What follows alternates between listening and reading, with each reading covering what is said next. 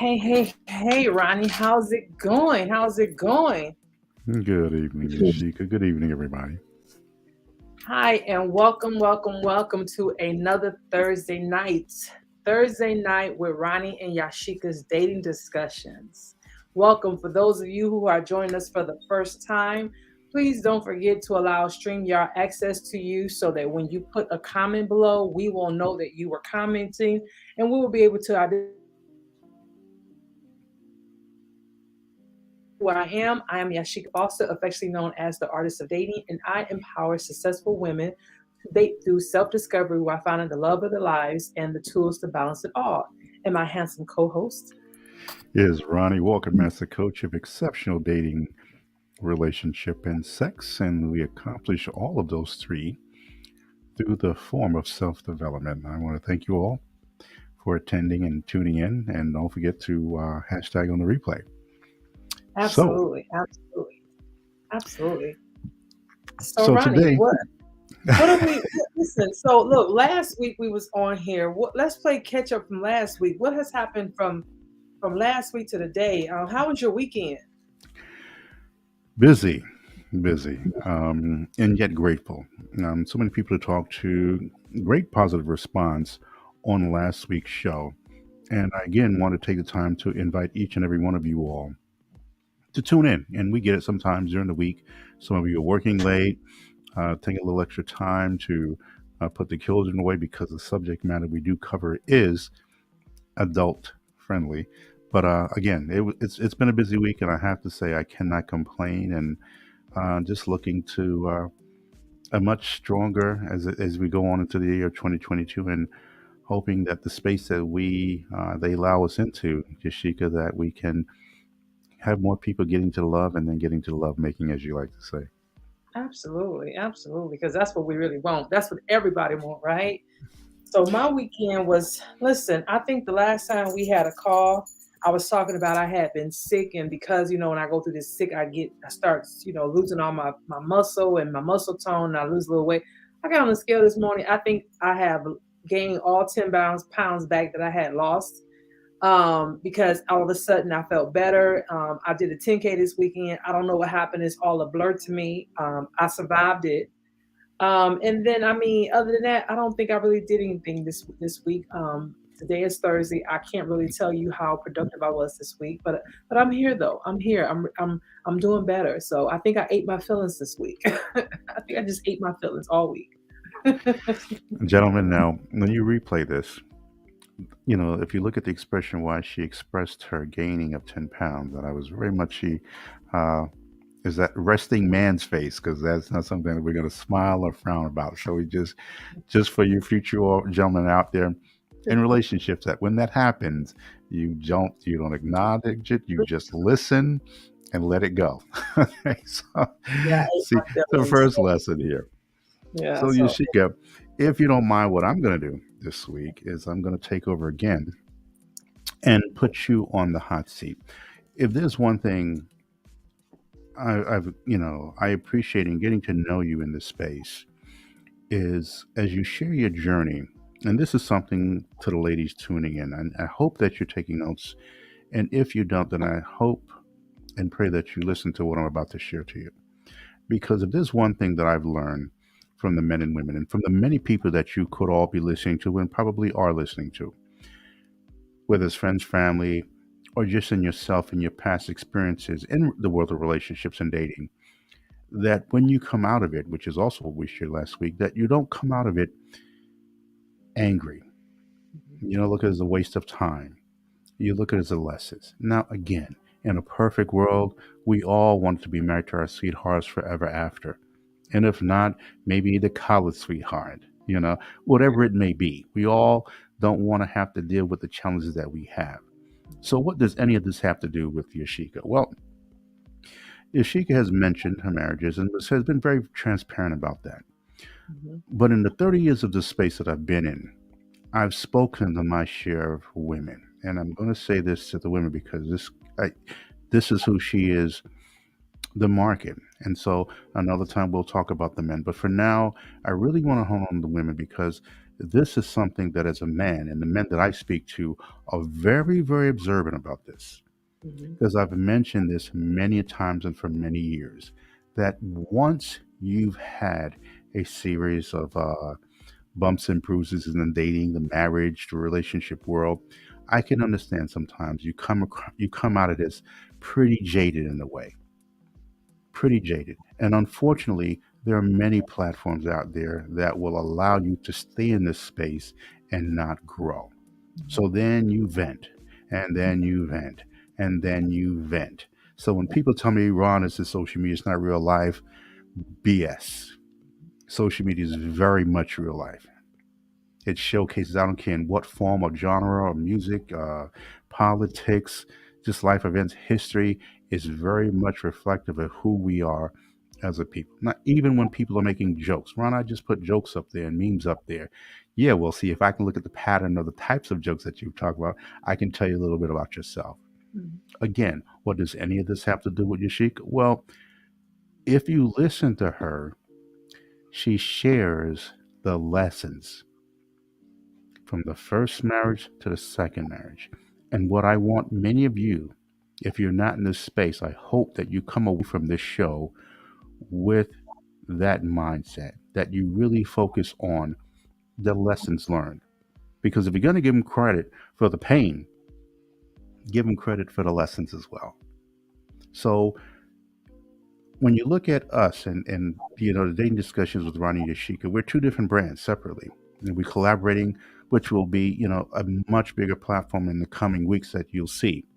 However, I really want to take this time, Yashika, and have you dial in and really go in depth into your evolution in the space, being, veteran, mother, ex-wife, in the space of dating. And you gave yourself the moniker the artist of dating, which you have to admit is very damn it's so damn clever. I love it. I love it. So if you could just give the audience a taste, because there's other questions to follow of just how you got to this place and why aptly naming yourself the artist of dating. So, how did I get to this space? In terms of, well, I remember just from the beginning, when I first started dating as a young girl. You find a boyfriend, you say, we go together. You know what I mean? That was just the way it was. We go together. You didn't really know what you were looking for. You just knew that that was your boyfriend.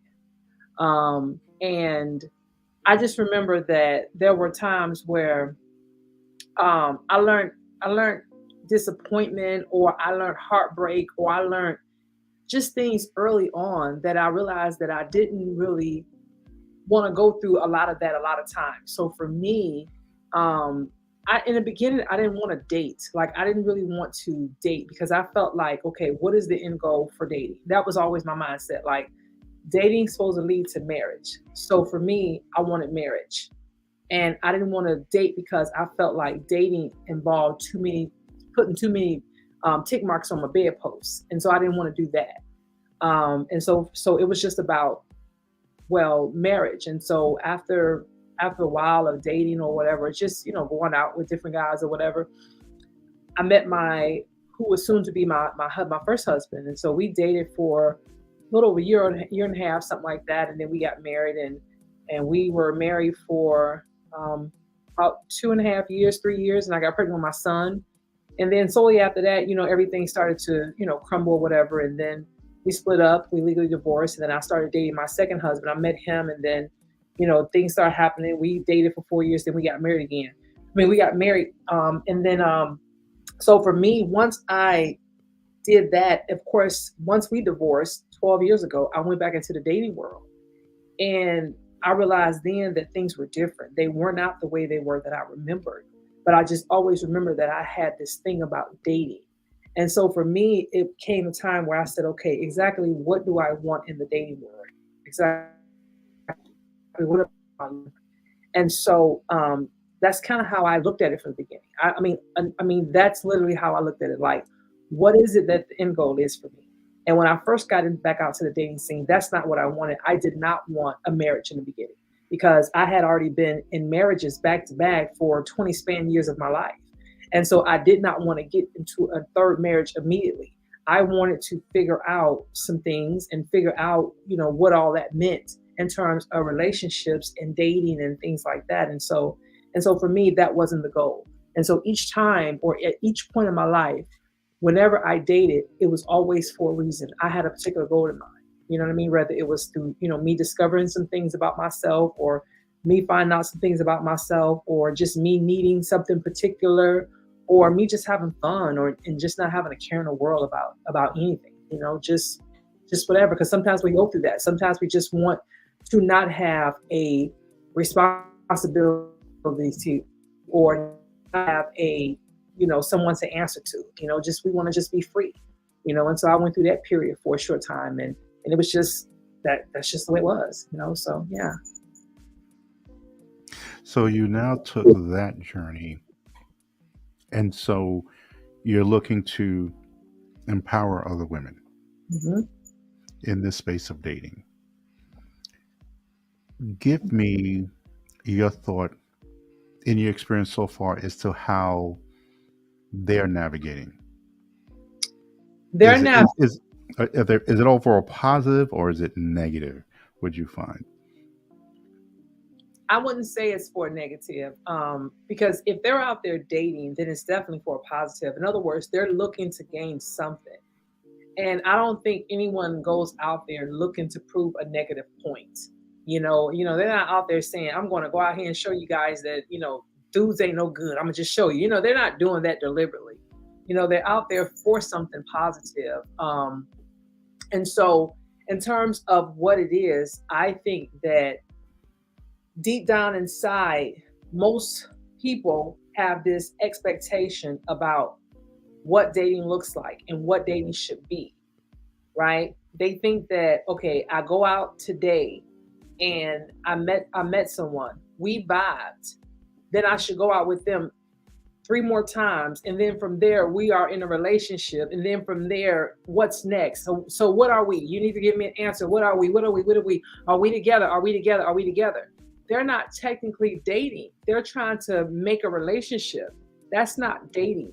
Dating is you going out trying to understand what it is exactly that you want, what you need, because this guy that you went out with, he may not be the person that you want to be with, but because you don't want to do the work or because you don't want to make the effort because it's too much work sometimes, you're trying to make this one person that you went out with one time fit the narrative. And although together there's a million red flags, but you guys will find that one thing that you have in common and say, well, you know what? He like dogs and I like dogs. So I don't understand why it wouldn't work. And it'd be that one thing, right? But it's not going to work, but you be like, that one thing hold us together, and so, but from the beginning that outside of that, there's nothing else, but you're trying to make it work because you don't want to do any more dating. You don't want to go out on any more dates because, it's like looking for that little piece of paper that you got in the bottom of your junk drawer. You like, I'm trying to find that one piece of thing. So you're digging, digging, digging, digging, digging. That's how dating is. You know what I mean? It's like you have to go through so much to even find one person that you don't want to do that. So when you do find that one person that you possibly can go out on a date with, it's like, okay, I need to make this person work. But that's just the way it is. You got to do it again. You got to go through that next drawer and dig, dig, dig, dig, dig, dig, and then find that one. And that's just the way it is. The same way it is when you're out here trying to find a job that you want to satisfy your life or your income level or your desire where you want to be in life, or you particularly want a house that you're searching for. You want that specific house with that specific closet, with that specific background. You're searching. You're bringing in people to reconstruct it, to build it. You're doing all these things to make it work or whatever. The same way we put efforts into that, that's the way relationships is. That's the way dating is, right? It's not the first thing you see, you buy it, right? You don't buy the first house you see. You don't take the first person that offers you a job. You actually go out and say, you know what, I know my worth, and they're not gonna be just paying me $30,000 a year. You know what I'm saying? I didn't went out here and got my master's degree. They're gonna pay me more than that. I need six figures. So you don't take the first person to give you a job. You go out there and you negotiate because you know your worth. That's the same way dating is. You have to go out there and do your work, figure it out, go out there and look around a little bit, see what's out there. So people don't think about that. They just think that stuff's supposed to come easy. Do you believe, because of course we see a lot of the numbers that are out there that more people are not wanting to get married. Do you find that to be the case in the people that you interact with? Or are you finding that they are looking for marriage? Most people are looking for marriage. When a person says that they don't want marriage, in my opinion, and this is just my opinion, that's a cop out. Everybody wants to get married because at the end of the day, themselves being old, and because we see those old couples that's walking around Walmart and they're holding each other's hand while the lady had the basket and they can barely move, and everybody desires to be that couple one day. And I'm sorry, but it's hard to believe that you'll make it to that point if you're just partners. You understand what I'm saying? Yeah, there's some people that make it that far, but for the most part, though, we feel a little bit more comfortable when we're married because we have that image in our mind, and we can hope that we can have a bigger chances of getting there as if we're married to somebody. So they can say what they want to say, but they really want to be married. Okay. Ladies, you hear it. Okay. A lot of you women are copping out, at least for those who are. But men are saying the same thing too. Yeah. Men are saying, like, I've had men tell me that they didn't want to get married. Like I went out on dates with men and they said they don't want to get married. And I'm just like, well, okay. Like we talked about this last time. Like I've been on dates with guys like that. That marriage was not something that they thought about. And I'm just like, well, okay. Well, nice meeting you. This will not go nowhere because I'm not in the business of changing anybody's mind. I've even met guys and been out with guys who have been married before and they don't want to do it again. Again, I'm not in the business of changing anybody's mind. And then I've met the ones who've never been married and it's not that important to them. And they're already in their 40s. We're not doing that either. Like, I'm not like, if I meet you and you're 40 and you still not married and you're not thinking about getting married, then the odds are you probably won't get married. And so what we doing? So you just want a girl to rock with for what, a year until you get tired of her and then you get somebody else? I ain't got that kind of time to waste. Like, I'm not going to be your girl for a year. Like, cause that sounds like because when I'm asking you how long your last relationship, about a year. The one before that, about 15 months. So you keeping them around that time. No, I ain't got time for that. I ain't got time for that. Nope. You mentioned the dating space was different when you got back in there. Mm-hmm. What is it? What is the difference? What do you find the differences in dating now as opposed to years ago? And that you're finding that maybe hearing as well from, your clients that are now in the dating space. Well, for me, the reason why it was different for me is because when I got back in the dating world, first of all, I was no longer, because I was there last as a teenager. So here I was going back into it as a late 30, almost 40-year-old woman when I got divorced the second time. That is a big difference. So now the class of men, or should I say not the class, I don't mean like in income level class, but the age of the men in which I'm going to interact with is a different level of men. So I don't really know how to interact with those kind of men outside of my husband, right?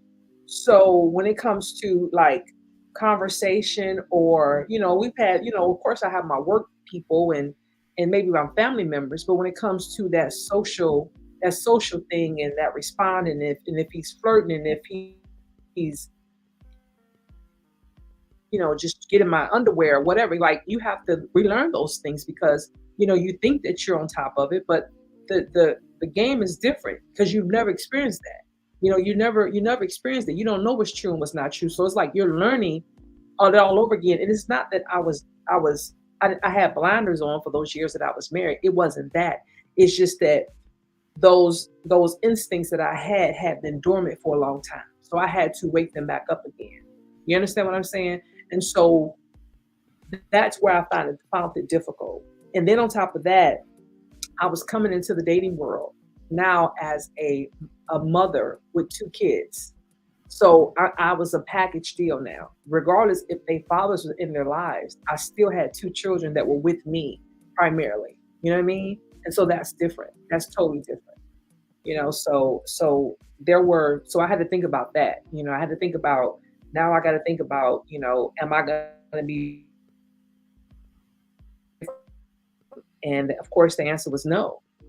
So that's pretty much the way I lived it. It was kind of like, okay, well, I know I wasn't going to be in any serious relationship, at least for the first three years or so, at least until my oldest son got out of high school. I knew that I wasn't going to be in a serious relationship because he had already been in the relationship with his father and I, and then my second husband and I. And so I did not want to bring a third man into the mix, and he was still a young man. He still wasn't out of school yet. And so for me, I already knew that I would not go into another relationship while he was still at home. You know what I mean? Because it was just been too much for him. You know. Okay. Now, here's a question that was asked of me, and I'll ask it of you because you're a woman. Now, this is a woman. What would you tell? So here's a chance to give a little free game. Woman just divorced, empty nester. What are the first three things that you would coach her on to prepare for this dating world that is going on as we speak? She's getting back into newly divorced, let's just say about 6, 8 months. She wants to get back in the saddle again, as they said. I will first tell her to not have any expectations, Okay. none at all. And secondly, to figure out exactly what it is that she wants. And thirdly, be honest about it. In other words, lay down all your apprehensions about what you believe that you should and shouldn't be doing. And I'll tell women this, and there are a lot of women that have been married for many years, and that inner sex thing. I think we froze up here. Let's see what happened. Because they've had to play this. Can you hear me? Yeah, you kind of froze it for me. So if you can repeat that. Okay.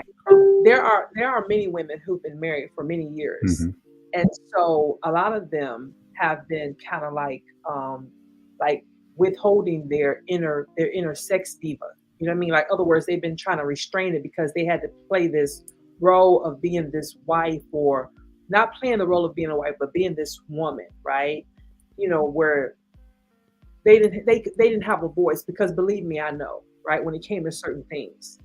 And so now that they're single and in the dating world, I'm telling these women, I give you permission to do those things, because sometimes women just want to see what it's like to go out here and just one time have a one night stand, or one time just do something that they've never done, have some wild sex or something. And women are still feeling like they have to maintain themselves a certain way, and it's like they want to be free, they want to be liberated in that way, especially the ones who are getting out here, when they've been in a marriage for so long. You know what I mean? Like, they want to just be out here, and I'm telling them, you have permission to do that. You know what I mean? Like, especially if you're just getting out here. I'm not saying, go do it, and don't use protection and things like that, but just be free. And I think that, so I would tell them to definitely don't have any expectations. Be Know what they want exactly, and be honest about it. You know what I mean? And just go after it, because I mean, that's it. Sometimes you want to just live life without having boundaries. You know what I mean? Just live life to the fullest. And so it's hard out here. When you're coming out of a relationship and you're older, the dating field gets much, much smaller. And so sometimes people are looking to, all of a sudden fill these criterias for these people that they want to date, right? It's like, okay, well, I need him to have all these 20 things, right? And we're 40 and 50 years of age. And it's like, okay, the odds of you finding someone at this age in the game to have all these criteria are unrealistic. So you have to be realistic about this. You know what I mean? Those people who had those criteria are already in a relationship and married. You know what I mean? They're not single and free anymore. And if they are, they're probably want to be in another marriage right now. You know what I'm saying? So you're gonna have to just figure it out and just keep it moving, right? So if you want to be in a relationship, you're gonna have to scratch some things off that list, to be realistic about it, and take the things that you must have and get rid of the rest of that stuff, because it's not like that the older we get. The older we get, we got to cut some things off that list. It's just the way it is, you know. Okay. Yeah. Okay. So which then leads me to this, because this is something that I hear a lot from women, because you touched on what some would consider a live wire. So, what would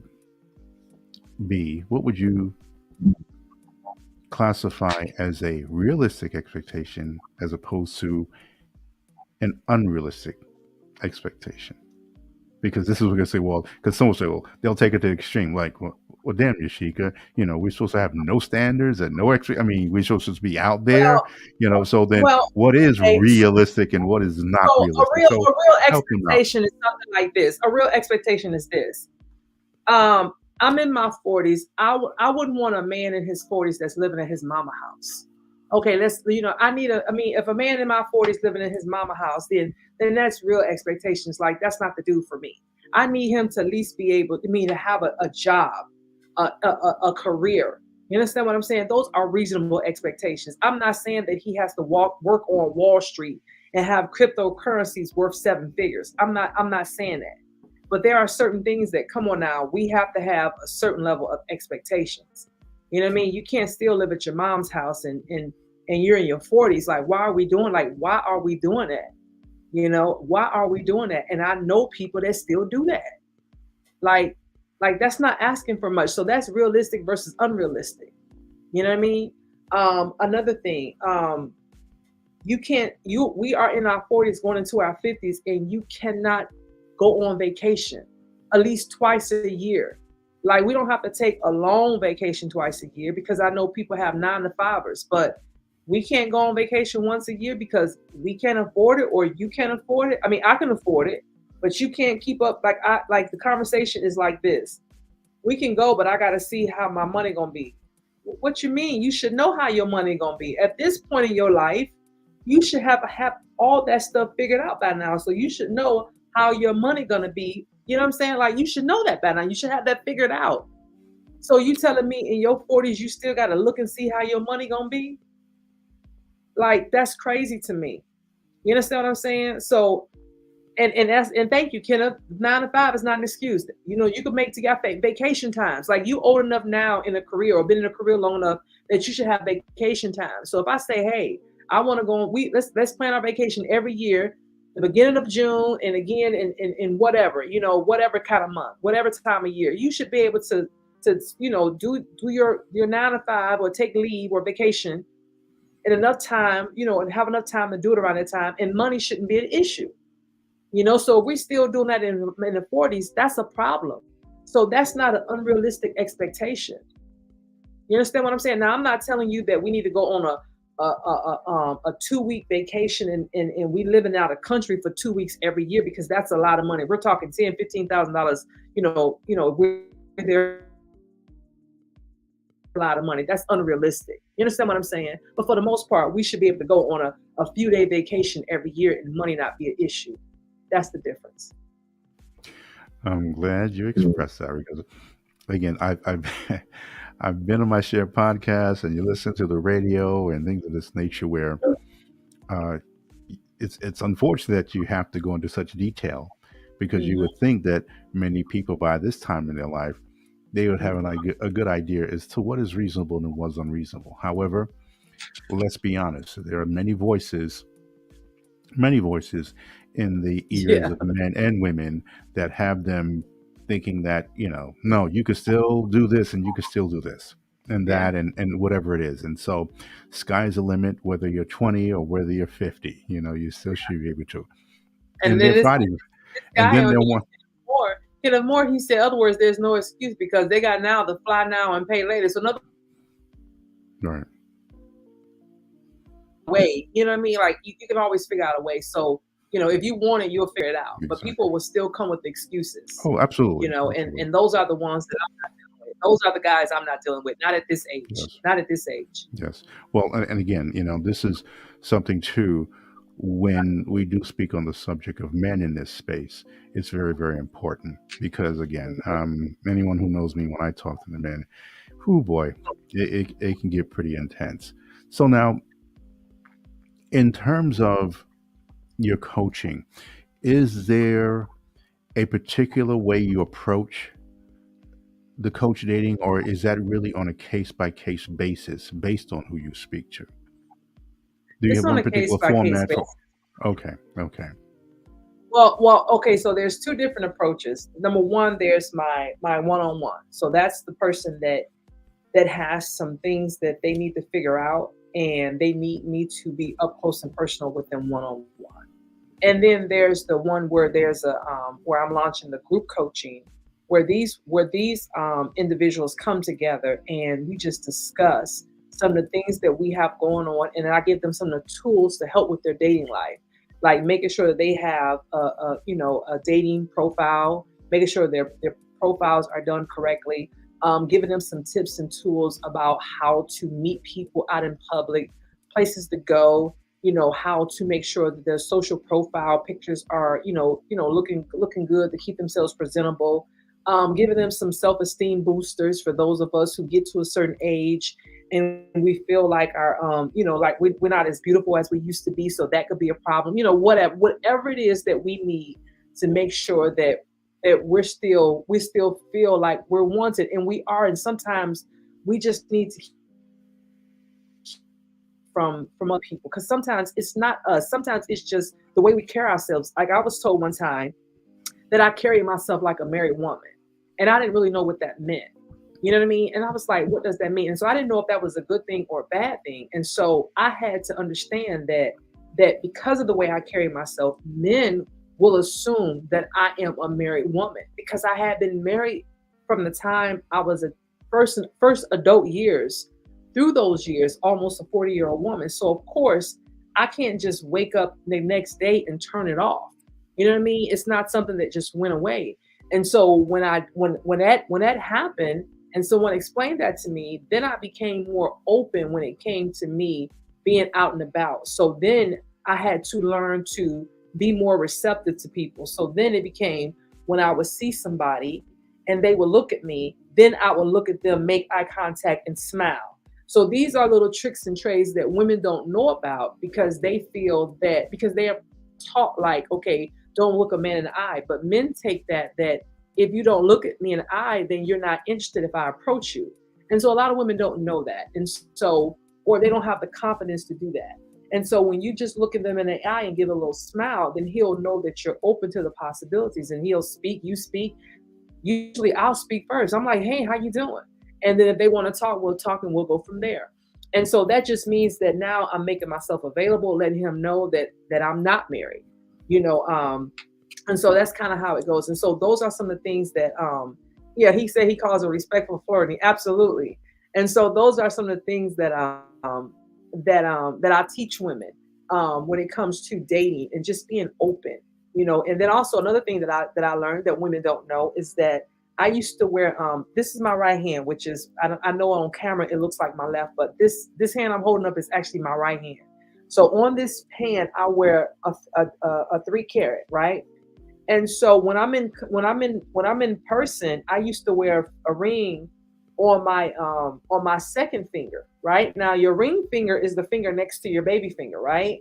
But I was wearing a ring on my middle finger on my hand, and I had guys tell me that they thought that was a wedding ring, because they could not differentiate between my ring finger and my middle finger. I'm like, oh my God, like, are y'all serious? They say because they wasn't counting. They just saw a ring on my hand and looked the other way because they wasn't counting fingers. So what I did was I took all the rings, misunderstanding.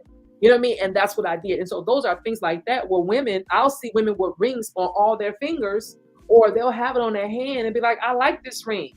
This ring my mama gave me. Okay, that's all cute and stuff, but dudes don't know that that's not a wedding ring. They think that's a wedding ring. They don't know that's that ring your mama gave you. You know what I'm saying? It was passed down from your grandmama. You know what I'm saying? So that's something you got to think about. So it's things like that that I teach women and remind women about. And so this is where it comes from, that from the coaching and dating. So yeah. Okay. So, there's a lesson in this, gentlemen. A, learn to count and know where the ring finger is, because if you're dating with Yeah, intention to marry, you need to know what damn ring the finger goes on that you're going to go spend all this money on I'm something. So, but telling that's a you. whole nother conversation. And I remember us Right. having this conversation about rings and fingers and things of this nature. Oh my goodness. Over the years, the debate that women putting a ring on that particular finger, knowing damn well, and Mhm. they still want him to alpha it through and still make it a point to go over there and see for real if it's a wedding. I'm like, why are you making it harder than it is? How about put nothing on the damn finger and so that he knows? So, Right, but right, that's a whole right. nother conversation. So, Yeah. dating with children, young children. Do you have any Hmm. pointers for mothers in that space?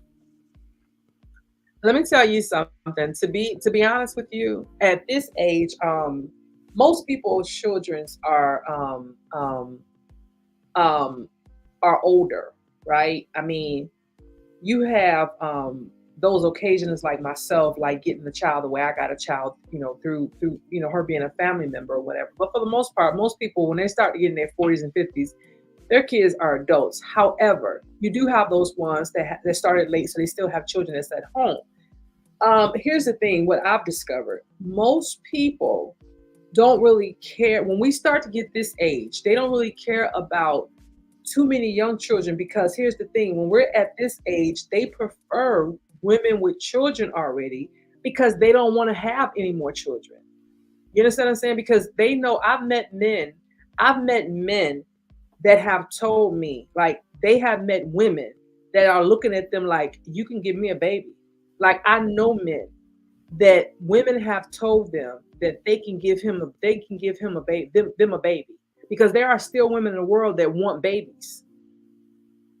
And so there are men in my age group that women are looking at them that are younger, that's looking at him like, listen, you got strong, like looking at these men like, listen, I want a baby. And he's like, listen, I'm not making at this age, I'm not making no more babies. My babies are getting grown. And I know a couple of men are like this. Like, women are like, they want babies.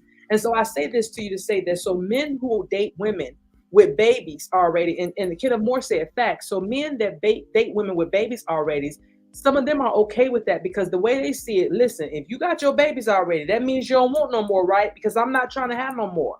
So especially when they got older kids, because they know 9 times out of 10 at this age, those women ain't trying to have no more kids. Now, the only time that it may become a problem when a woman has kids, or a man, because person wants to do something on a whim, like spur of the moment. If that person has to find a sitter or something like that, that's the only time it could become a problem. But most of the time, people have all that stuff squared away. You know what I mean? Because when you get this age, you kind of have things figured out in life. You know it's going to cost you money. You know it's going to cost you a little money to bring in a nanny or whatever. Whatever, people have those things. The older you get and you have kids, you have more resources. You know what I mean, to be able to do things. So people don't trip about stuff like that. And I haven't had any issues. And since I've had my adoptive daughter, I have not had any issues, like no issues with it. And she's 8 years old now. So you're saying women should not give up on dating, even though No, they have children? absolutely, Okay. absolutely not. Men don't care about that. The only thing men care about when they're this age is don't be trying to give them no new babies, because men this age don't want no new babies unless they want a new baby. And if men want a new baby, they're not trying to have babies with no 40-year-old women. They're trying to go have them with young girls because they want women that's going to be. So if men do want babies, they're going to get 20-year-old girls, not no 40-year-old chicks like me or no late 30-year-old chicks. They want to get 20-year-old chicks because men are thinking about, are you people that's going to stay around long enough to properly raise my kids? Because and think about it, if they get a 30-some, almost 40-year-old chick that had a kid, they thinking you might be here another 30, 40 years. I need you to be here longer. Oh, I need to go get somebody young that's going to be here while with my kids. That's the way it is. Yes. Yeah. And he Yeah, said because another thing. you have men, they're thinking legacy. They're thinking legacy. And so, yes, there Yeah, is a yeah, particular age range that yeah, they're looking for. yeah. So that was one of the reasons I asked the question, because this is, again, something that's been asked of me many times and trying Mhm. to understand. And they really, well, again, this goes into not really accepting things as they are, Right. unrealistic expectations of what they're asking from particular men. at this right. age. So, And and then then also he said they don't want to deal with the baby daddy drama, and yeah, that's it. and That's that's it. another thing. And, and now but that's the thing though, and that's reversed a lot of times. And so that's why, like I said, at this age, most people's kids are grown already. And so they don't have to deal with the drama because the drama comes from both sides, the men's side and the women's side. And it doesn't matter the economical level either. And when I tell you it doesn't matter, it doesn't matter. Drama come from especially in our culture, it comes from all sides and all economic levels. You know what I mean? So yeah, but when they start to get old and the kids come out the house, it's not there as much anymore. You know what I mean? Because the kids are out the house now and it is what it is, you know? what is your outlook, Yashika, on dating moving forward? As again, we find women are now trying new things, going into new plateaus in life, politics. There are a lot of single women out there, and many of them, their outlook isn't as positive as I Mhm. believe it is. What is your thoughts, and what do you have to share for those women who are not as optimistic as a dating coach? This this is what I think is going to happen. There's going to be the ones who's going to stay in the game and they're going to find a partner. There's going to be the ones who's just going to give up and say, you know what, I'm just not going to find anybody. There's going to be the ones who are going to just be content with, the way the life is. And if it happens, it happens. If it don't, oh well. And I think that's just the way it is. And that's the same way it is going to be for the men. Even though there are like 10 women to every man, there's still going to be men who are going to give up on love. There's still going to be men who are going to say that I will keep going until I find somebody. And there will still be men that will say, well, if I find somebody, I do. If I don't, I don't. So they're still going to be that way. And you would think by it being 10 women to every man that it should never be a man that dies alone. But there are men that literally dies alone. You would think there never is, but there is. Hmm. So what does that tell you? Do you think that there are women out there dying alone? Yeah, but I see more men than women. I see more men than women. And this is what I mean by alone. I mean in all aspects of the way. In all aspects of the way. All aspects. Do you believe that women need a man or want a man? We want a man. We want a And man. what is the difference? You know what? I made a post about this earlier that you probably seen about wanting and needing. I had my second husband said that to me. As a matter of fact, he didn't like the idea that I told him that I didn't need him. I wanted him, right? Because to me, and this is just the way I feel. I felt this way in my 20s, and I feel this way at 49. To need somebody means that it's coming with a cost. In other words, as long as they need me, right? They need me. That means that because I'm providing something for them, whether it is love or whether it is money, life, or I give them good sex, whatever it is, they need me for whatever it is I provide them. But as long as that need is not being met anymore, then they don't need me anymore. But if you want me, that means you want me no matter what I'm doing for you, no matter what. So regardless if a need is met or not, you want me. And for me, that is better than a need. That's just my opinion. So I would Okay. prefer for somebody to want me than to need. So ultimately, it's safe to say, Ashika, that you have not given up on love, and neither should the women that are out there in the space of dating. Say it again. I said, so you're saying that women, like yourself, should not give up on love, should not give up on marriage, and should not give up on dating. Is that pretty much your overall synopsis? I don't think you should never give up on anything. Never give up on anything. Especially not a relationship. Like sometimes you have to change your circle. I was having that conversation with somebody today. Sometimes you have to change your circle. Like I know people that like if this is, and I think we talked about this before. This your circle. You get up, you go to your job. For those who have 9 to 5s or whatever, you go to your job. When you have to go to the grocery store, you go to the same grocery store. When you go to the gym, you go to the same gym. When you have to take your car to shop, you go to the same car shop. When you want to go to the mall, you go to the same mall. When you want to go to a dollar store, you go to the same dollar store. It's like you got the same circle. You never go anywhere different, especially women, because we want to be safe. So we kind of try to stay in our circle. We stay in the same little circle. So of course we never meet anybody, right? Learn how to go to the Walmart across the town, or go to the doggone Dollar Tree across the town, or when you go to get off work, take a different route somewhere else. Go to happy hour. Go to Buffalo Wild Wings when they have a game on, and just sit there and order a beer and some wings and watch the game with the guys on a Sunday. Go to Home Depot, go to Lowe's, go to the dog park, go to the gym. There's so many places to meet people, but you have to get out of your same routine, because you're not going to find people in your same routine. Yeah, you might find a lot of people that you meet that not necessarily the folks you meet, but it's the same way. You have to still go through a lot of them to get to you want. Just like I was saying before about going through that drawer to get to that one piece of paper you want. It's the same thing. That person that you it's not going to fall out of the sky, but you got to change up your routine. You know what I mean? You got to meet people. Get out there and meet people. We have some messages here from someone. I'm not sure who the person was who said this first, because it's coming up as a Facebook user, but they said that we were talking about the want and the need. And they said to need and to want comes with a cost and a sacrifice. And they also said every relationship has a cost. And that's true. Every relationship has a cost, but when we use that word cost, it almost sounds like you're going to lose something. You're going to come out on a negative. Oh, Markeith. Hey, Markeith. Hey, thank you for joining us. Yeah. But Markeith, here's my thing. That word cost, every relationship does come with a cost. But when it comes with a cost, don't you think that almost sounds like that if something happens that you're going to you're going to have a negative. So in other words, if you go into a relationship, let's just say you have 100%. Let's just say each person is 100% person, right? Let's look at it as a battery charge, right? You're at 100% battery charge, right?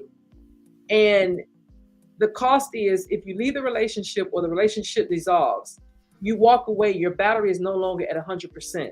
You've lost something.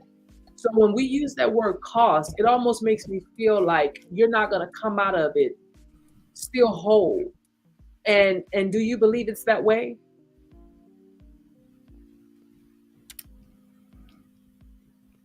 Kenneth also said, don't find a person you want to live with, find a person you can't live without. That's definitely a true statement. That's definitely a true statement. Let's use Jesus. His ministry cost him his life. Yeah. Yeah. I knew that question would get some things going, because again, it's something that I've heard and spoken about many, many, many years. As a matter of fact, I did on my podcast. I did the same thing, and anyone who knows me knows where I stand in that space. So, maybe I'll review it again in another episode of the show. But very quickly, Yasheka, if you could just tell the people real quick, and I should have asked you earlier. So, can you just let the people know ways in which they can reach out to you? They can reach out with me on Instagram at Coach Yasheka, here on Facebook at Yasheka Foster, on YouTube at The Artist of Dating, and here on Facebook at The Art of Dating as well. Okay. And did Marquise get back to you?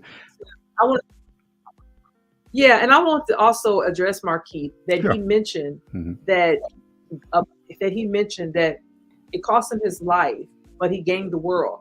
But that's the thing about relationships, though, Marquise. When people look at what it cost them, they don't see that sometimes when a relationship comes to an end, that the end came because something bigger is waiting.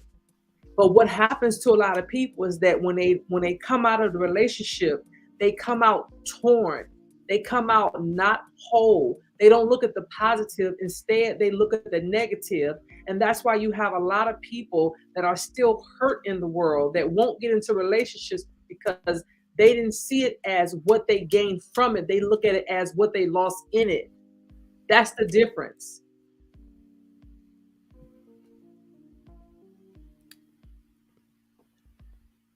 I'll wait on Marquise. Okay. Marquise. Welcome, Marquise. Listen to, ladies and gentlemen, Yes, good to see you, Marquise. Great photo shoot. I saw you there recently, and also has a great podcast as well. So, shout out to you, Come on, and listen, thanks for tuning in. Markeith. We can drop you a listen, Markeith. We can drop you a code, honey. We only been on for 50 minutes. We can drop you a. Would you like me to drop you a share code? We would love for you to be on. Oh, I can drop you. absolutely. Yeah, it would be an honor to have Marquise in.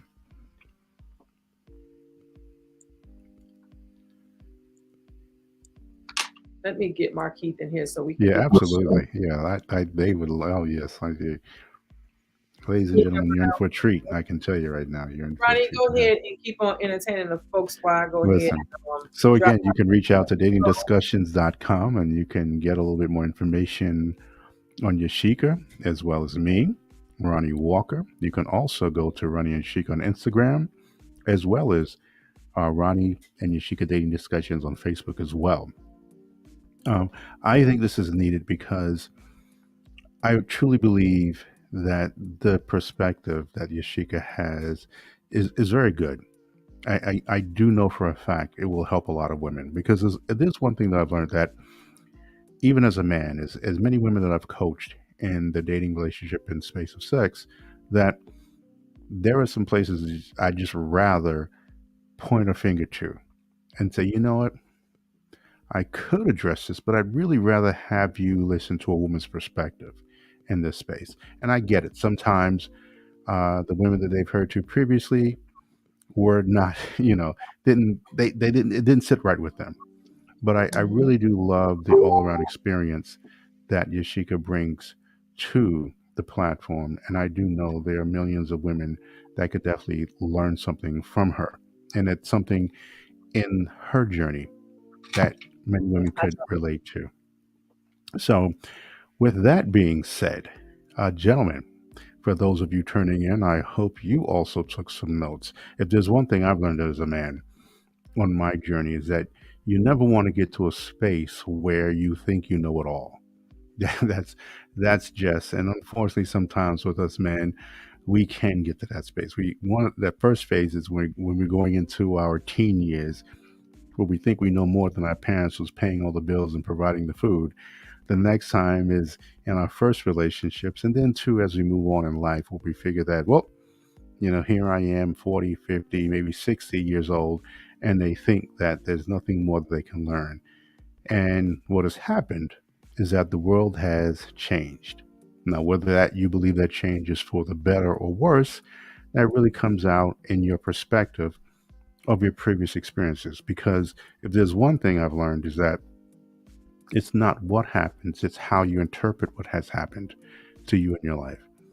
And so I'd rather you take that time and those experiences and say, okay, what could I have learned? What did I learn from this?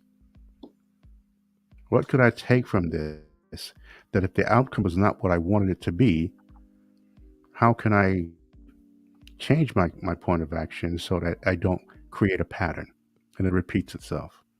And so to me, whether you learn the lesson from me or your Yashika, it really doesn't matter to me. I want you to learn the lessons and I want you to go out there and share it with people that you feel can benefit from, as well as yourself. Um, is Marquise ready? I'll send him the code. We'll give him a couple of minutes to join in. Okay. And we were talking Thank you. about some of the journey. Um, you had asked me before about some of the journeys that people go through, or some of the lessons that women, or you. Let me rephrase the question. You asked about women giving up and some of the things that we need to be mindful of in terms of dating. You know, what I see about dating is that sometimes we have this image, we have this preconceived notion about what we think we supposed to have when we go out here and date. We supposed to have this particular person that look a certain kind of way, or have a certain kind of this, or have a certain kind of that, right? And that's not always the case. You know what I mean? And I think sometimes that's what we get confused at. I think sometimes that's what we get confused at, because of what we think that we supposed to have versus what is, because when we don't really know who we are, and what I mean by that is that's whole self discovery. When we keep dating the same the same way. We get the same person all the time. They just have a different face, right? That means that through that dating process, we're not learning anything. We're not learning what the mistakes that we're making. So we're keep getting the same person, keep getting the same person. So when we meet the person that we supposed to like, the person that's meant for us to be with, the type of person that we're supposed to be with, we don't realize that that person is the person that's for us because we're so caught up in what we think we're supposed to have, right? It's almost like you didn't even know. Like I talked to somebody today, and he told me that his wife was not his type, and she said that he was not her type.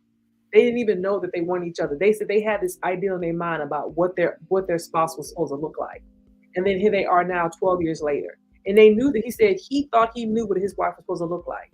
He said he never even knew. He said he was the opposite. He said the color that he is, his wife was not even into black men, but she ended up marrying a black man. It was one of, and she's a black woman. She prior to him, she had always dated men outside of her race. She said she never thought she would end up with a black man, but ended up marrying a black man. And it was just one of those things where you have this idea of the person that you're supposed to be with, when in actuality, the person that you're supposed to be with is this person, right? But you've been trying to force it over here, and then here you are. Kenneth said that I guess he was talking about it the other day. So here it is, me confirming what you were talking about, Kenneth. He says women should stay out of big groups when they go out because they let their friend put pressure on them. They let their friend put pressure on them. That's true. You know, yeah, and yeah, and when it comes to big groups anyway, I don't know. I think about three or four friends is enough. Unless you're celebrating a birthday or something like that. You're celebrating a birthday, or it's a bachelorette party or something like that. I think anything after three or four friends, that's too many to be going out. You'll never find a guy like that. If you're going out and there's 10 women together, because the guy's not going to come and approach a group of women with 10 women in the group. He's just not going to do it. Oh, I know So some gentlemen. I know some gentlemen who's like, hey, listen, we gonna play the law of large numbers. Just a quick story. I had to say this. This is one gentleman. I'm gonna tell you this is a defining moment to that point. And you go out to the club, and gentlemen, Kenneth, you may relate to this or not. But there was this one guy, and it used to go, me and my best friend to this day. We would go out and you you go out and you see literally 10 to 12 women all standing there, hmm and they're moving, and okay, and how the song is out there and the DJ's going in. You got couples out there. And so what I love is I'd see gentlemen, I go by the bar, I'll never forget, I get a gin and tonic, and I sit here and I watch. Now me, I was extremely shy, and so I would go. hmm And so it really took some time to get up the muscle. The other, I'm gonna go across, because of course, no matter how small the room is you're looking to dance, you ask someone, it looks like two football fields, like you're gonna go cross there, because there's a 50-50 chance she's gonna say no. This one hmm gentleman, he would go, and he says, Ron, watch this. Now, when you're asking a group of women, you've got the council. So there's the one that you want to go ask to dance or whatever, and then you've got the other nine who's looking them up and down, left, right, center, whatever the case may be, and they're going to give their sign of approval, whatever. So take note, gentlemen. He would ask the one girl. She said no. Now, common thought from the men was saying, okay, well, I shot my shot. That was it. No, hmm he would ask the second one. She'd say no. The third one, she'd say no. Now, here's the thing. The others who were already shocked that he'd asked their friends, and they're like, wait a minute, no, you don't get this. If I say no, then my other girlfriend's here. Here is what will happen 100% of the time. 100% of the time. One of those women, I don't care if it's a group of 4 or 10, someone's going to say yes. Because the women will say, look, I ain't gonna say the words. They probably say, look, I spent $15 or whatever to come in here. I'm gonna get my dance. You heifers can stay here, and whatever the case may be. And they give their little faces or whatever the case may be, but she's gonna go get her dance on. I've seen this time after time after time. And then the brothers in the back by the bar be looking at my man like, Okay, brother, we got it. So, anyhow, there was a whole more to this story, but my point is, Right, gentlemen, right, ask them all. Okay, ask them all. He right. had more courage than Ronnie had at that time. But when people say date them all, well, listen, ask them all. Okay, someone's gonna say yes. So some woman who spent the money is gonna figure, okay, and so what would happen? They dance a couple dances, then they go to the bar. He's buying drinks, and the other nine women are sitting there with the screw face. Okay, it is what it is. But again, um, Nah, I don't think I can that was keep. a Listen, lesson I learned. That was he, a lesson. The law of listen. If large he gets to numbers. number me, if he gets to me, and I'm like number six, and I'm not saying yes because at that point I feel like I am an afterthought. So we're gonna Well, bring Marquis in, and he is here. Marquise, brother Marquis, Marquise, good to see you. go. Marquis, go ahead and introduce yourself. Good to have you. Well, good evening. Good evening. I finally caught you all. I I am know, right? Markeith Brayton, aka brand strategist, speaker, and podcast host of the Maximize Your Brand podcast, where we are all about helping people to grow their brand and influence online so that it impacts their income. And I have caught a couple of you all's conversation, and they're always usually very interesting. So I said, let me just pop on in here and see what they're talking about tonight. But good evening to everybody. Good evening. And we are Good glad. evening, Marquise. Good evening. Yeah, we are glad that you did, and you were having some comments about you were telling me about it when it came to relationships and the cost, Mm-hmm. right?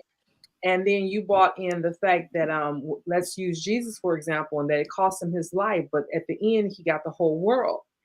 And then I said to you, well, and that's the thing about it. He got something grander at the end, right? He Mm-hmm. sacrificed something now and got something grander at the end. And when we look at that in terms of relationships, people don't see that. What happens is when they come out of the relationship, they've lost something or they feel as though they've lost something because they see only the negative in it. So I've talked Mm-hmm. to people, I've seen people, I've experienced it myself in that before I get to that heal space where you see so much negative in it that you feel like you've lost something when you don't realize that there's something bigger waiting on you at the end, right? On the other Right. side. But you will have other people who will sit in that misery. I talked to a guy today. He was 53 years of age. And he told me that right now, because of his marriage, he's waiting until his twin boys, he's going to go take his 4x4 to the wilderness and live off the land and wait on Mother Nature to come and take him and spread him out. And wherever he drops it, that's where he's going to stay at. And he told me, he said, because he's never getting married again. He said, because after that, that's it. In other words, he said he don't even want to be a part of anything after that marriage. And I'm just like, you Right. so you let one person, and I mean, it was extreme for him. And I said, and like I told him, I said, you know what? I'm gonna pray for you. That's what I'm gonna do for you. I said, because you gotta, I said, because your son, I said, take this from me. I said, because you didn't ask for this. I said, but I'm gonna tell you this. Your sons that you're saying that he said, because my sons will have gotten everything I need to teach them about being a man. I said, you didn't ask for this. I said, but take this advice, although you didn't ask for it. I said, your sons are watching you. You're saying they're learning from you how to be a man. They're going to watch you while you're here, but they're going to also watch you when you go in the wilderness. I said, so when you're gone, what do you think is going to be the final memory they have of you, the lasting memory they have of you? That you Right. quit. That's what they're going to remember, that you quit. Hmm.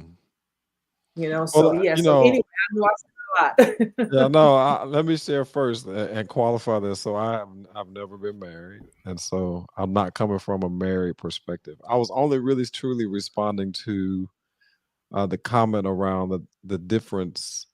Well, how you had defined that there's a difference between a need and a want, Hmm. and Uh-huh.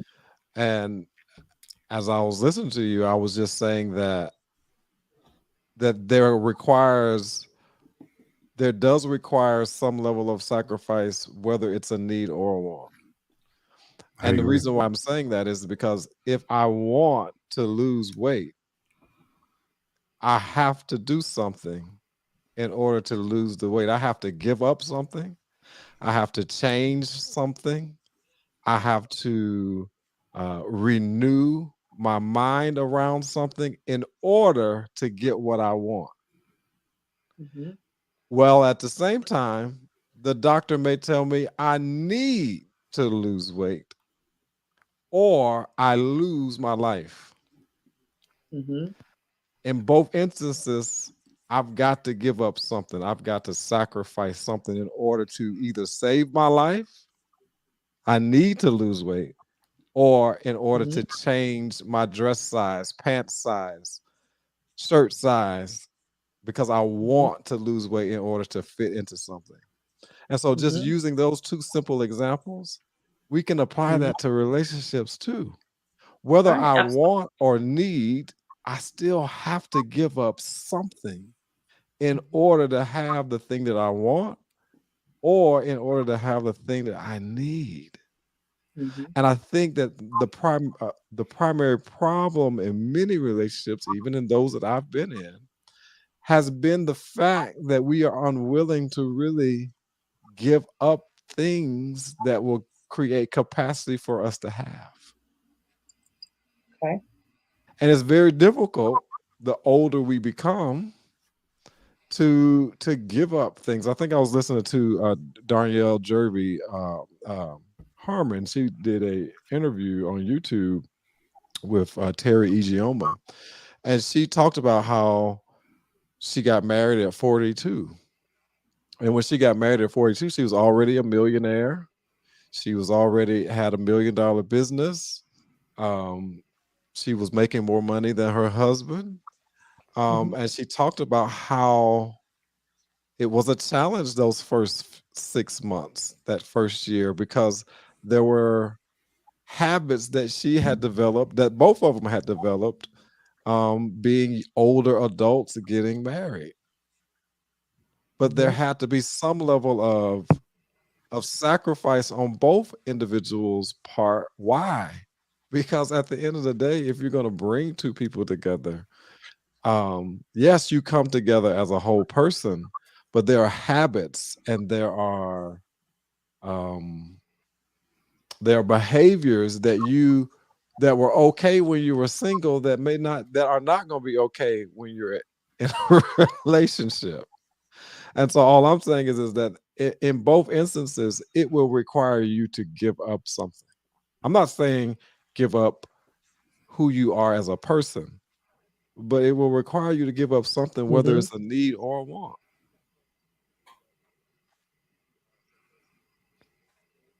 Am I am I losing signal on my end, or is it just me? No, I It's I just hear you. everybody We can clearly. hear you. I hear you clearly. Oh, okay, okay. Because I feel like feel like I'm going in and out.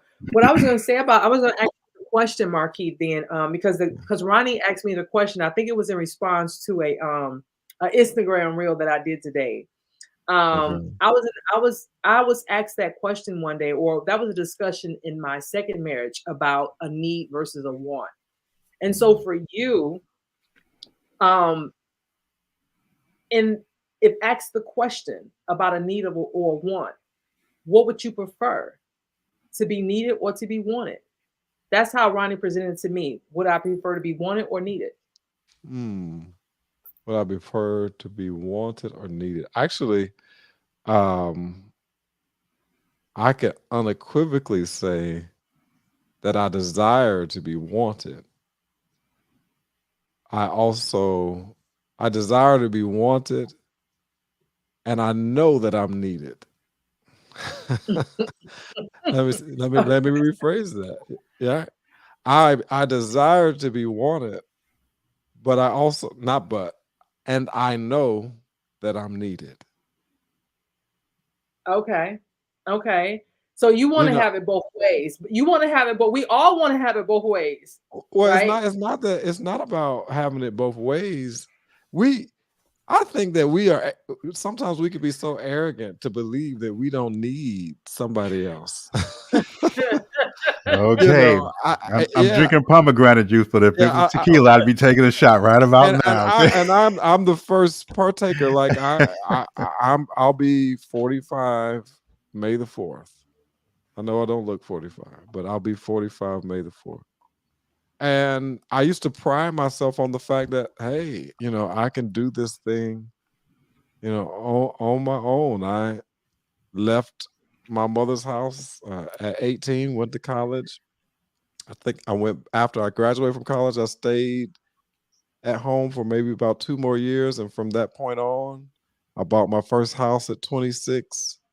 And I've been on my own ever since then, right? And I prided myself on that whatever it took for me to live, survive, I knew what to do. I Yeah. didn't need anybody to give me money, loan me money.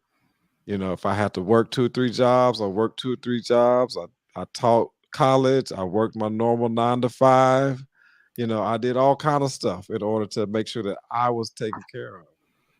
And what kept me focused on that was that I watched my mom raise 4 kids by herself. And so my thought process was that if I can't just handle me and I watched my mom raise 4 kids on one income, something's Mhm. wrong. But then the Absolutely. pandemic hit. The pandemic hit, and being a full-time entrepreneur, things got a little shaky. Mhm. And I'm not ashamed to say that as things were getting a little shaky, as money was getting a little funny, I thank God that I had a mother who had extra income to help me pay for a few things while I was regaining some things. Absolutely. Absolutely. And so we can't be so arrogant and say we don't need Think for me, whether that be in a relationship or a marriage or anything, because and the Bible for me is the standard or the litmus test, right? And Mhm. so if if the word declares that it's not good for man to be alone, I don't necessarily make that scripture be because only marriage.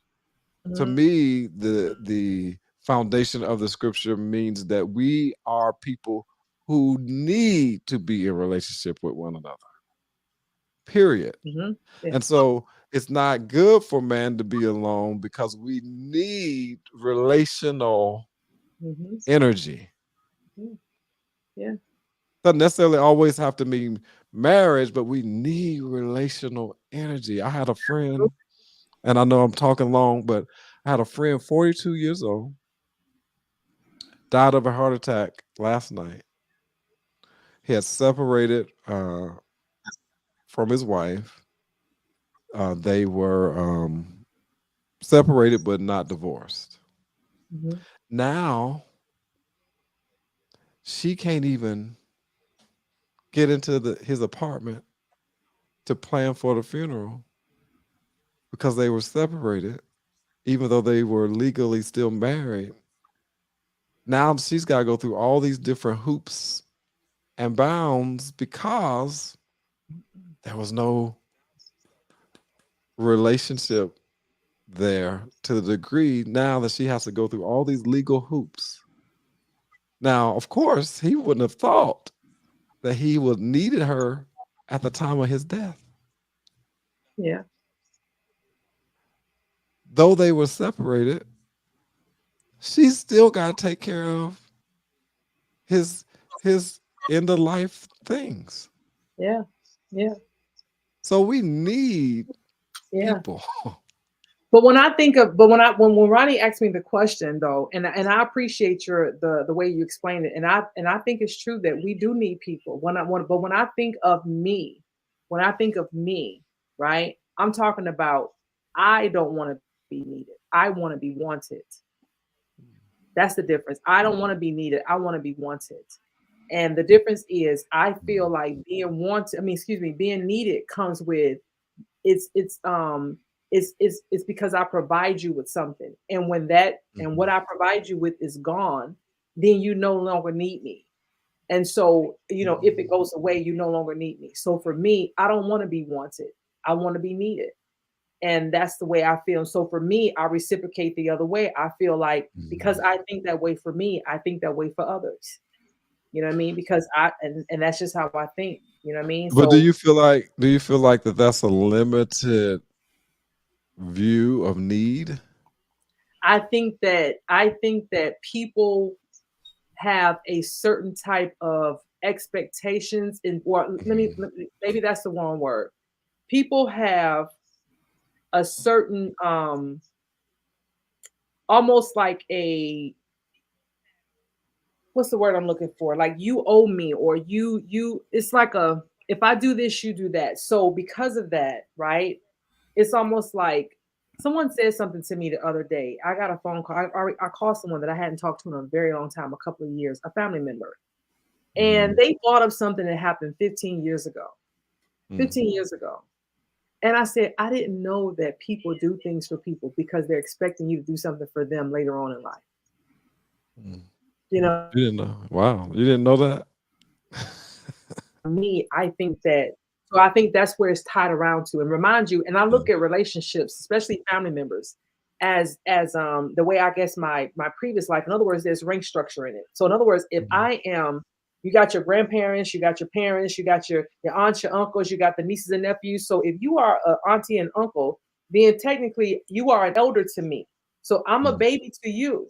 So I didn't know that as an auntie, you do things for me, or you did something small for me, like took me to dinner, and that was for you to be one up on me for later on in life, so you can say, well, Yasheka, I needed $20 and you didn't give it to me. Remember that time 15 years ago I took you to dinner and you like, I didn't know that. You know what I mean? Like, but apparently that's what it is. And so that's why I relate when it comes to want and needs, because of when I see people, when people do things. So in a relationship, I want somebody to want me. Then that way I know that it don't come with strings attached. That's an interesting point of view. Yeah. What do you say, Ronnie? I'm going to say this. I believe a man needs a woman and a woman needs a man. Done. Yeah. I can explain it. That will be another. Everything comes with something. Not want, need. I just know that when you're trying to make certain changes, even to the weight loss, what are those that are successful, those that are not? When your want becomes a must, that's when the change occurs. So I can want a wife, I can want to whatever, and then those that, if you're, when I speak to especially men, we're talking about dating with intention. No, it's not. If it happens, it happens. No, brother, you're spending time and money and everything else. No, a wife is something that's the must. Yeah. I'm just from if we're going to go back to the greater design, he could have stopped at Adam for the believers. Could have left that, even had to. I'm all about relationships, and it doesn't have to be marriage, but for me, I cannot vision going into the rest of my life without someone.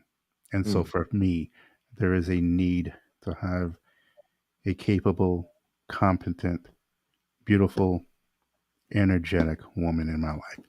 Need, not want, need. And a lot of us don't make a change until we need to have to do it or must.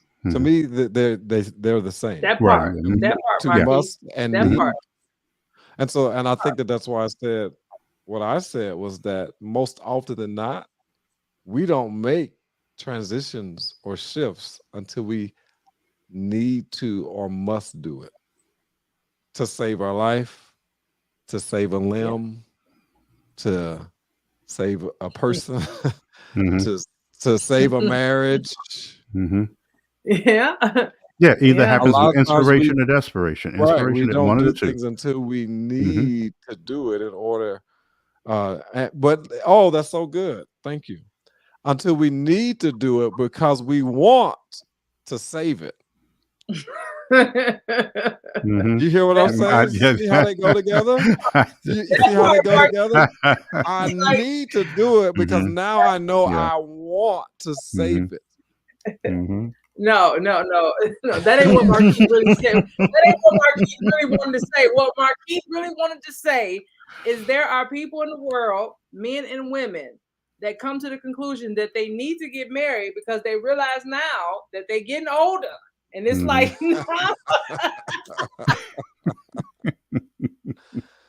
Yeah. But I mean, I think it's and I gotta a say great that. I gotta conversation. say, Yeah, I think yeah, it's a it great is. It is conversation. because I'm hearing. I'm telling you, I'm hearing it now, Marquis. Like people are scrambling to get married, and this is like the ones who are scrambling to get married. Like some of them are scrambling to get married now. Like I hear it. I hear it. They're scrambling to get married now. Like you'll be amazed. You'll be amazed. But they want a certain particular woman. They want a woman that got their, that they want a certain particular woman because they deserve that certain particular woman. Right? It's amazing to me. It's amazing to me. It truly is amazing to me. So It's a never-ending conversation. It's like and a question that I've heard many, many years. And I think that the real Yasheka did come across. I never got a go chance to see this listen to it real. or watch it because every time I wanted to do it, there was something going on with the sound of the phone, so I didn't get a chance to hear if there was any sound with it or whatever. But 2 more times throughout the day in consultations that I had, the subject came up, and I'm like, okay, well, maybe this is something that I need to address because now this really, is because on I this. just Yeah, did and a it, room about yeah, that today. A and I want was like, versus a need. That yeah, I put it on Facebook today, yeah, and Instagram. yeah. And I think it was Instagram. So I'm trying to say, is there a sound? Because I'm trying to listen to it or whatever it was, and then I couldn't get around to it. And then twice a day was this the concept, Mr. Ronnie. I don't want a man. I don't need Wow. a man. I want and this whole what do you think? And so A part of this want thing really has more to do. I think it has a lot to do with most people really don't know what they want. They don't know what that's they a whole don't. that's They don't. yet They another don't. Most people don't conversation. really know what they want because don't. when they get what they say they want, then they want to change, right? Or it's too much, right? No, that's true. Or you can't really handle what it is that you say you want.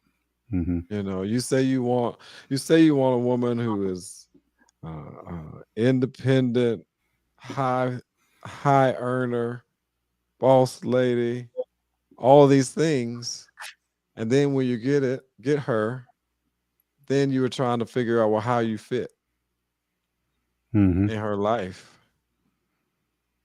because that's what you said you wanted, right? Mm-hmm.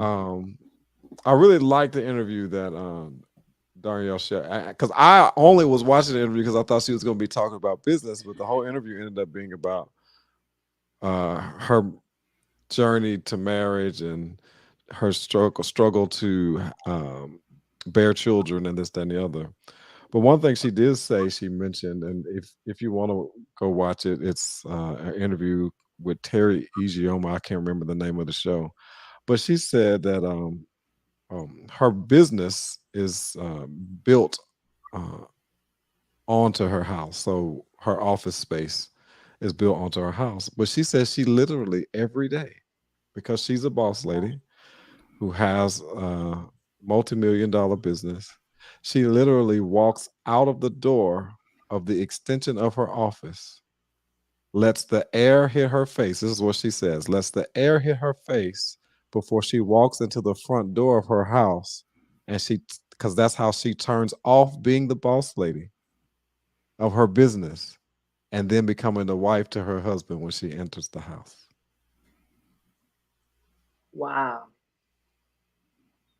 That's interesting. That's interesting.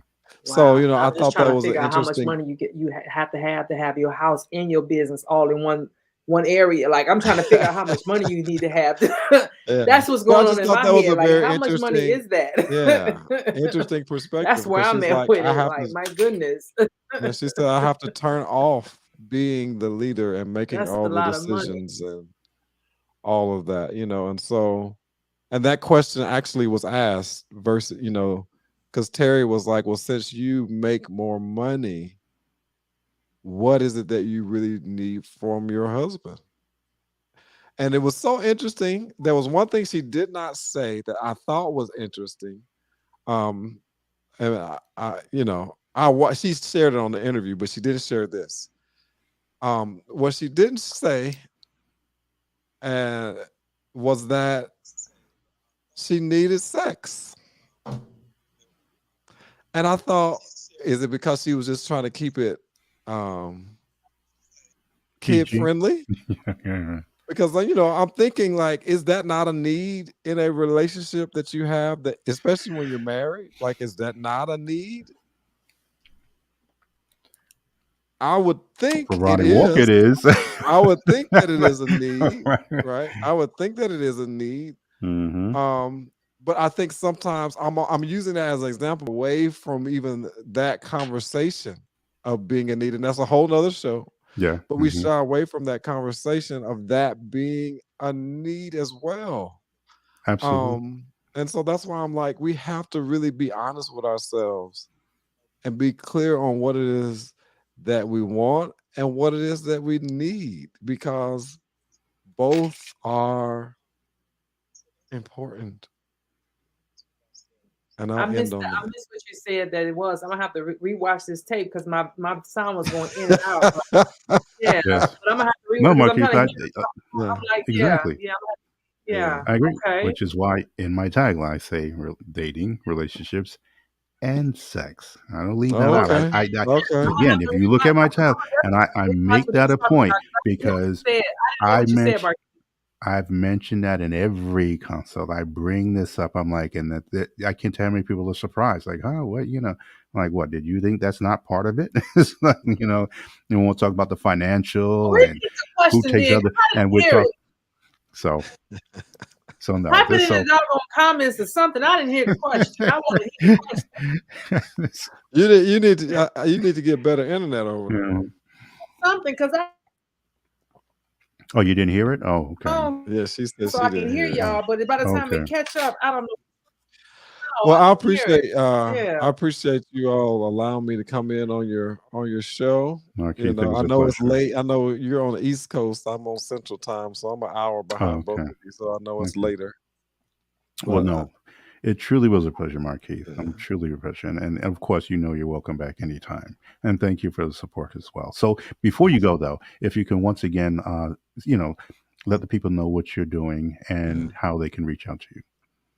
Yeah, you can reach out to me via my website at markeithbrayton.com. If you are a subject matter expert or someone who has a desire to step into coaching, consulting, and sharing your expertise and learning how to monetize that, reach out to me and we can have a conversation around, how do you take your knowledge base, package it, price it, and position it so that you can create the life that you crave. All right. Thank you, Markeith.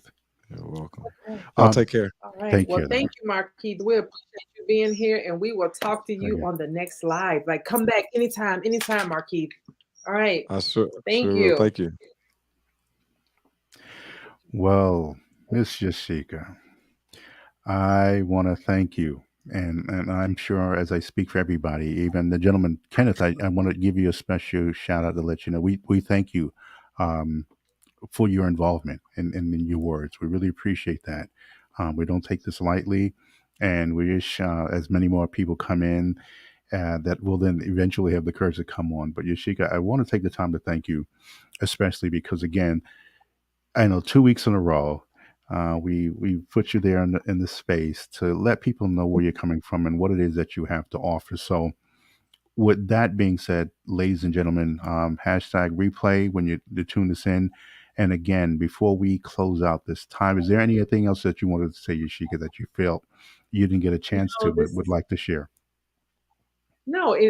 I think we touched on the things that people need to hear, and just like as I said before, when it comes to coaching ladies, I do individual coaching as well as group coaching, and just to give them what they need, and I meet them where they are. And people have to remember the difference between coaching and help Uh you oh. about issues that happened before to try to understand how to get to where you are now. When it comes to coaching, a coach helps you to understand the obstacles that are in your way now to help you to get further and over those obstacles to move forward. So that's the difference between coaching and therapy. And so when it comes to relationships and trying to understand how we deal with dating and things like that, I help you to get over those obstacles so that you can move forward in dating and not pick the same people that I think we're Help having me a to work little it bit. out. That's why I help you at. Okay. And then, of course, with the group coaching, we just do some things and some need to know information. So, am I still here? Yes, you're here. You're fading in and out a little bit, and hopefully Am I it still won't here? show. You're still there. You're still. Can you hear me? Yep. Can you hear me? Uh-oh. Am I still here, Ronnie? You're still here. I can hear you. Did It's I go the out? screen. Oh my The God. free. The screen Okay, freezes a my little bit. internet is tripping out. So we're gonna. Uh-oh. Oh, there it is. If you are Ladies, catching us on replay, make sure to hashtag replay and subscribe to the Ronnie and Yasheka's dating discussions on YouTube as well as on Facebook. Ronnie, thank you so much for this evening. Thank you so much, Kenneth, and everybody thank else you. that tuned in. And we will catch you guys on the next live. Bye. Take care, everybody. Thanks for tuning in.